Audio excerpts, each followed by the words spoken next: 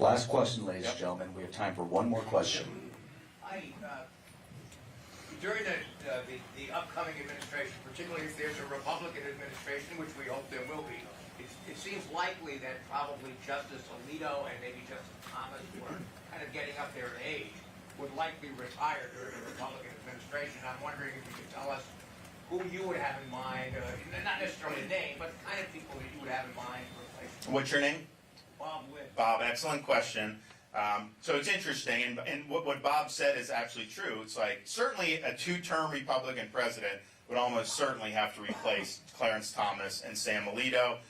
Bob said, they're getting up in age. I would note, I think both are younger than both Biden and Trump. And so, you say somehow getting in the mid to upper 70s is too old for the court, but somehow not too old for commander-in-chief. I don't know. I mean, I think that, look, the presidency is not for an 80-year-old person. It's nothing against. I mean, it's like, but father time is what it is. And especially, we need high energy executive. So that's what I would do. But I do think this is important because if you look at the court now, you have three liberals that vote in lockstep no matter what. You can predict it. Any case of consequence or controversy, they will vote the same. You don't really have six conservatives in lockstep. I mean, the media will say it's a 6-3 court. And yes, those six are not necessarily liberals, but a John Roberts versus a Clarence Thomas is a much different flavor in terms of how they're doing it. And really the only two, I think, dyed-in-the-wool, guaranteed, automatic constitutional votes are Thomas and Alito. They get it right 99% of the time. And so if you're replacing them with, say, justices like Trump did, like a Kavanaugh, that would actually move the court to the left if you do those two. So that's a really significant thing because they have been excellent constitutional conservative justices. So you need to have somebody that understands why they have been good. And yes, part of it is the approach to the Constitution. The Constitution is written, it's applied, and then the judge's job is to just apply the accepted meaning. It is not to amend the Constitution through judicial interpretation. It is not trying to say that the Constitution is organic and it lives and it changes. It's not. The purpose of a written Constitution is the opposite of that.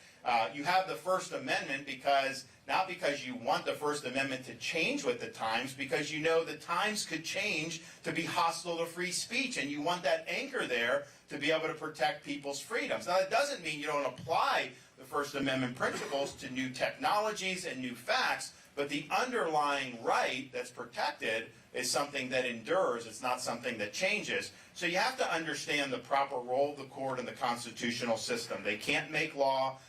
Their job is to apply the law as it's written, not to legislate from the bench. And I think most of the six generally agree with that. But I think the difference between a Clarence and Alito and even Justice Scalia is these guys had backbone.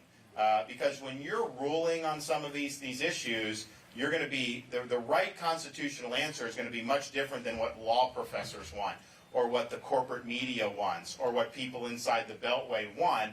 And so some people are fine taking blowback. Other people don't like that. Some people, care what the media writes about them or this or that. Once that happens, you're just not going to be somebody that's going to be counted on, I think, to render good decisions. And so one of the things I like most about Clarence Thomas is, he does not care what the media says about him. He doesn't care what the law professors say about him. He's going to interpret the Constitution the way he thinks is accurate and let the chips fall where they may. So that, I think, is something that you really need to understand. And I've been able to do as governor of Florida. When I became governor, we had a history of having one of the most liberal state Supreme Courts in the country. Many of you remember Bush versus Gore from 2000. The reason that was such a circus, yes, the election offices, and we've cleaned that up since I've been governor, but yes, there was issues. But the reason it was such a circus is because you had this liberal Supreme Court in Florida that were doing whatever they could to engineer a Gore victory. They demanded a recount in only deep blue areas, but not the other areas, all this stuff. So that's why when they went to the U.S. Supreme Court just said stop, because the court was so out of control. So by the time I became governor, there were 4 liberals and 3 conservatives on the court, but 3 of the 4 liberals had mandatory retirement because of age. So when I took the oath of office, they were off the court. So I got to make 3 appointments. And so we took the court from 4-3 liberal to 6-1 conservative. And now we have, I would say, probably the most dependable constitutional court in the country. And so we're proud of that. So I actually have a record of doing it. I didn't need somebody to just feed me a list of names. I knew what I was looking for and was able to go put people in there who were going to defend your freedom and defend the Constitution. Yes, sir. What are you going to do about the people who are infringing the Bill of Rights? What am I going to do about people who infringe the Bill of Rights? If they're in the federal government, I'm going to fire them from their positions. We're not going to just let them do that. It's wrong. But you know, one of the things we need to do is, are you in school? Yeah. What grade are you in? 8. Okay. What's your name? Alex. Alex? Okay.